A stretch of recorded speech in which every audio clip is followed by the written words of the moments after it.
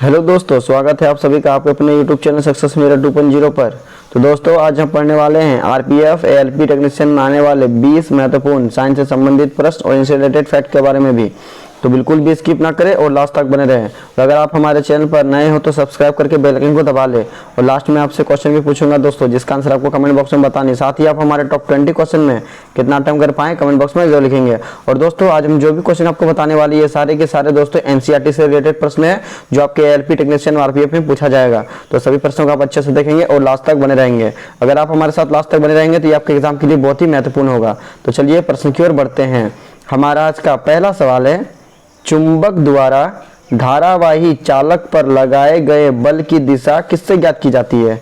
तो दोस्तों जो चुंबक द्वारा होता है जिसमें धारावाही चालक पर लगाए गए बल की दिशा हमें किससे ज्ञात करते हैं दोस्तों? तो इसका सही उत्तर हमारा हो जाएगा ऑप्शन नंबर ए, फ्लेमिंग के वाम हस्त नियम से। दोस्तों फ्लेमिंग के वाम हस्त नियम में कहा जाता है दोस्तों कि आपके जो बायां हाथ का जो अंगूठा होता है दोस्तों वो किसकी दिशा को दर्शाता है? तो वो बल की दिशा को दर्शाता है।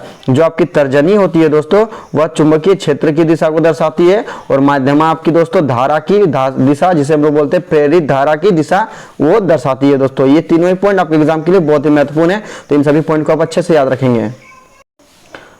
हमारा अगला सवाल है, और दोस्तों ये महत्वपूर्ण सवाल है।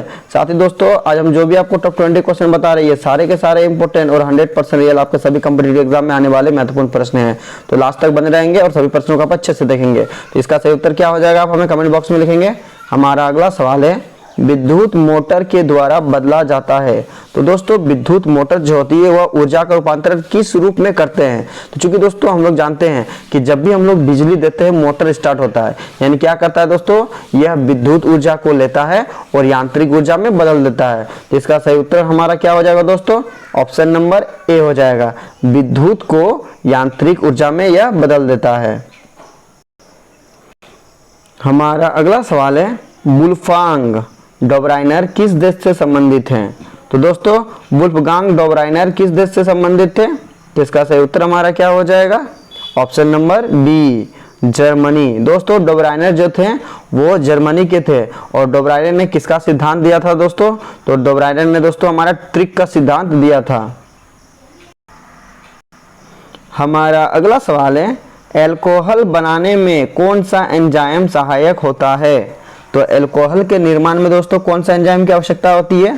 तो इसका सही उत्तर हमारा हो जाएगा ऑप्शन नंबर ए, जाइमेज। दोस्तों एल्कोहल बनाने में जाइमेज एंजाइम सहायक होता है।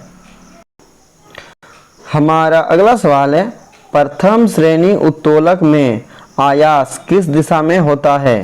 तो इसका सही उत्तर क्या हो जाएगा? Option number A, option number D हो जाएगा दोस्तों, माफ कीजिएगा। ऑप्शन नंबर डी इसका सही उत्तर हो जाएगा कि प्रथम श्रेणी उत्तोलक में आयास किस दिशा में होता है? तो आयास हमारा एक दिशा में होता है। और दोस्तों आपसे एग्जाम में पूछा जाता है कि प्रथम श्रेणी उत्तोलक के अंतर्गत क्या क्या आते हैं? दोस्तों कैंची हो जाएगा, पिलास हो जाएगा, सिंडासी हो जाएगा, कील उखाड़ने की मशीन हो जाएगा। ये सभी दोस्तों प्रथम श्रेणी के उत्तोलक के उदाहरण हैं, कैंची, पिलास, सिंडासी, कील उखाड़ने की मशीन। हमारा अगला सवाल है, मांसपेशियों में लैक्टिक अम्ल का निर्माण निम्न में से किस अवस्था में होता है? तो दोस्तों कभी कभार आप देखते हैं कि अचानक से आप व्यायाम कर देते हैं या दौड़ देते हैं तो आपके शरीर में ऐंठन महसूस होता है दोस्तों, दर्द महसूस होता है, जिसमें डॉक्टर को दिखाने पर क्या बोला जाता है दोस्तों कि आपका लैक्टिक अम्ल जमा हो जाता है। दोस्तों तुरंत डॉक्टर बोल देते हैं कि आपने पहली बार काम किया है जिसके कारण आपके शरीर में मांसपेशियों में लैक्टिक अम्ल जमा हो गया है। तो यही लैक्टिक अम्ल का निर्माण दोस्तों किस अवस्था में होता है? तो इसका सही उत्तर हमारा हो जाएगा ऑप्शन नंबर ए, अवायवीय श्वसन। यानी दोस्तों जो मांसपेशियों में लैक्टिक अम्ल का निर्माण होता है वह अवायवीय श्वसन की अवस्था में होता है। हमारा अगला सवाल है, टॉर्च बनाने में किसका प्रयोग किया जाता है? तो दोस्तों टॉर्च बनाने में किसका प्रयोग किया जाता है? ये बहुत ही महत्वपूर्ण सवाल है। साथ ही दोस्तों आज हम जो भी आपको टॉप 20 क्वेश्चन बता रहे हैं ये सारे के सारे इंपॉर्टेंट और 100% रियल एनसीईआरटी से संबंधित आपके सभी प्रश्न एग्जाम दोस्तों एएलपी आरपीएफ टेक्नीशियन में आने वाले महत्वपूर्ण प्रश्न है। तो लास्ट तक बने रहेंगे और बिल्कुल भी स्किप नहीं करेंगे दोस्तों। साथ ही दोस्तों अपने दोस्तों को लाइक और शेयर जरूर कर दिया करेंगे।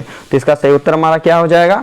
तो टॉर्च बनाने में दोस्तों अवतल दर्पण का प्रयोग किया जाता है, यानी इसका सही उत्तर ऑप्शन नंबर सी हो जाएगा। क्योंकि दोस्तों हम लोग जानते हैं कि अवतल दर्पण क्या करता है, जब उसमें मुख्य अक्ष के समांतर जब कोई प्रकाश जाती है तो दर्पण से टकराने के बाद दोस्तों एक निश्चित बिंदु पर जमा हो जाती है और दूर तक हमको दिखाती है दोस्तों। क्योंकि दोस्तों हम लोग जानते हैं जब टॉर्च हम जलाते हैं तो लाइट दोस्तों हमारा एक सीधी रेखा में जाता है, तो क्या करता है दोस्तों, वो प्रकाश को एक निश्चित बिंदु पर जमा करके उसको फोकस करती है दोस्तों, दूर तक हमें दिखाने में मदद करती है, जिसके कारण अवतल दर्पण का प्रयोग किया जाता है। हमारा अगला सवाल है, घोंघे पशु साम्राज्य के किस संघ का उदाहरण है?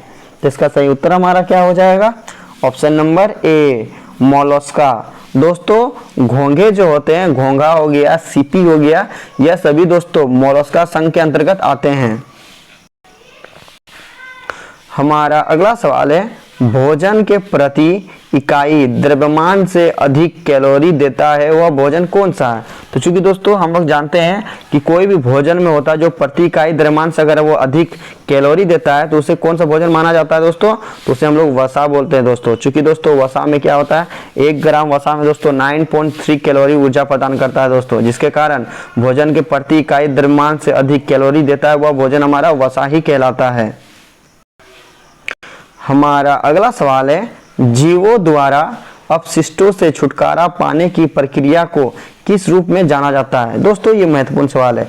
तो हम लोग जो अपशिष्ट को निर्माण होता है जो शरीर में दोस्तों, और उन्हें जो हम लोग दोस्तों बाहर निकाल देते हैं अपने शरीर से, तो दोस्तों उस प्रक्रिया को क्या कहा जाता है? तो उस प्रक्रिया को दोस्तों ऑप्शन नंबर डी इसका सही उत्तर हो जाएगा, उत्सर्जन कहा जाता है दोस्तों। उत्सर्जन के माध्यम से ही दोस्तों हम अपने शरीर से अपशिष्ट पदार्थों को बाहर निकालते हैं। हमारा अगला सवाल है, फेफड़ों में श्वसन गैसों का आदान प्रदान किस में होता है? तो दोस्तों फेफड़ों में श्वसन गैसों का आदान प्रदान किस में होता है?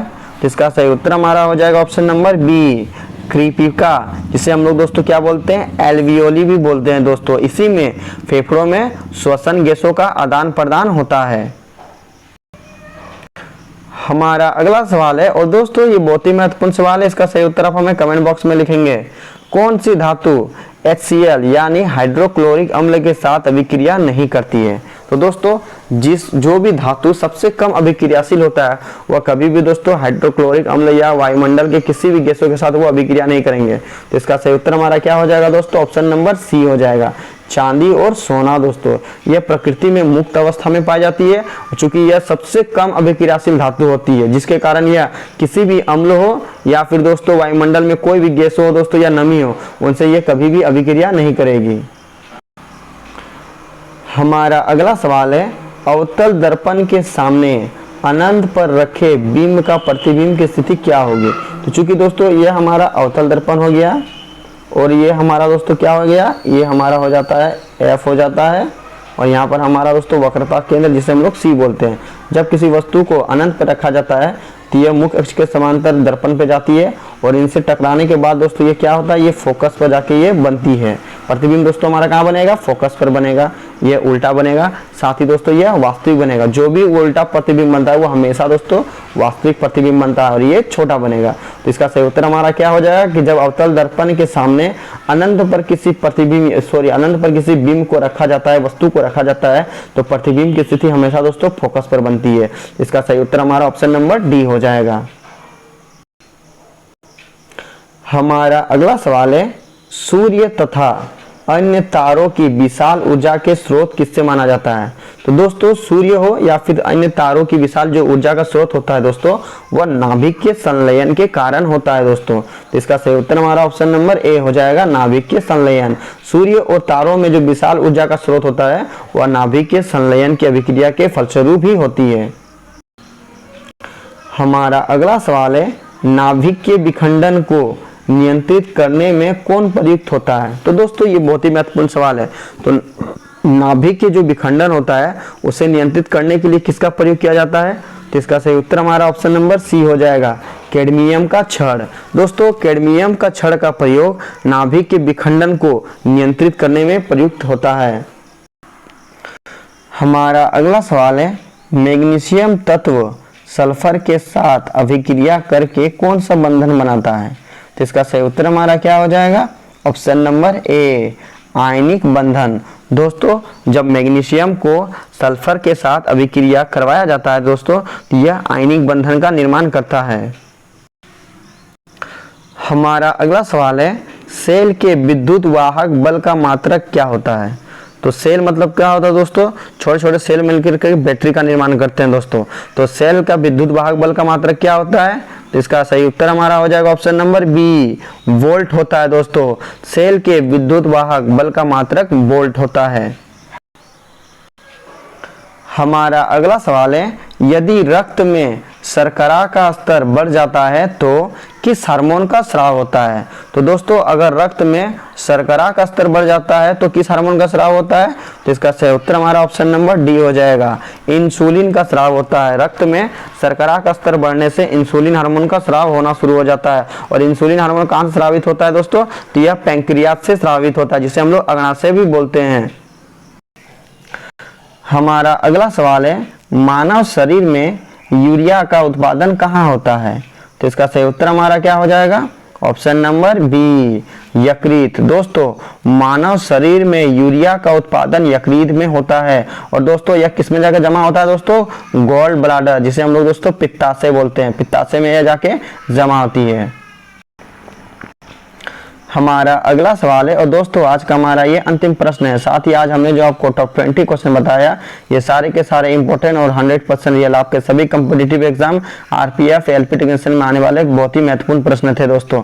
साथ ही दोस्तों लाइक और शेयर जरूर कर दिया करेंगे। तो चलिए प्रश्न की ओर बढ़ते हैं। हमारा आज का अंतिम प्रश्न है, 1 HP यानी 1 हॉर्स पावर अश्व शक्ति किसके बराबर होता है? तो इसका सही उत्तर हमारा क्या हो जाएगा? ऑप्शन नंबर ए, 746 वाट। दोस्तों 1 HP यानी 1 हॉर्स पावर 1 अश्व शक्ति बराबर 746 वाट होता है। तो दोस्तों आई होप आपको हमारी वीडियो पसंद आई है, तो लाइक शेयर जरूर कर दिया करेंगे। और दोस्तों ज़्यादा से ज़्यादा दोस्तों याद करने की आप कोशिश करेंगे, क्योंकि एलएलपी टेक्नीशियन का एग्जाम बहुत ही करीब आ चुका है दोस्तों। कभी भी दोस्तों रेलवे की तरफ से अनाउंसमेंट हो जाएगा एग्जाम के लिए, तो आप बिल्कुल भी दोस्तों प्रिपरेशन में ढील नहीं रखेंगे और सभी प्रश्नों को आप दोस्तों अच्छे से याद करेंगे दोस्तों, क्योंकि ये सारे प्रश्न एनसीईआरटी से रिलेटेड बहुत ही बेस्ट और वीवीआई प्रश्न है। तो चलिए दोस्तों मिलते हैं नेक्स्ट वीडियो में, तब तक के लिए बाय बाय, टेक केयर।